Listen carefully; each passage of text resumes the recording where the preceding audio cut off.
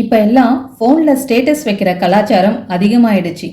எதை மறக்கிறாங்களோ இல்லையோ, ஸ்டேட்டஸ் வைக்கிறத மட்டும் மறக்கவே மாட்டாங்க. ஒருத்தவங்களுடைய ஸ்டேட்டஸை பார்த்தாலே போதும், அவங்க எந்த மாதிரியான மனநிலையில இருக்காங்கன்னு தெளிவாக புரிஞ்சுக்க முடியும். எனக்கு தெரிஞ்ச வரைக்கும், நான் கேள்விப்பட்ட வரைக்கும், நம்முடைய குடும்ப பிரச்சனைகள் 3வது ஆளுக்கு தெரியக்கூடாதுன்னு சொல்லுவாங்க. ஆனா இப்ப பாருங்க, ஊருக்கே தெரியப்படுத்துறாங்க. யார் மேலேயாவது வருத்தம் இருந்தா உடனே ஸ்டேட்டஸ் போடுறீங்க. உங்களுக்கு ஒருத்தர் மேல தானே வருத்தம், அதுக்கு எதுக்கு ஸ்டேட்டஸ்? ஃபோன் பண்ணியோ இல்ல நேர்ல போயோ பேசிட வேண்டியது தானே.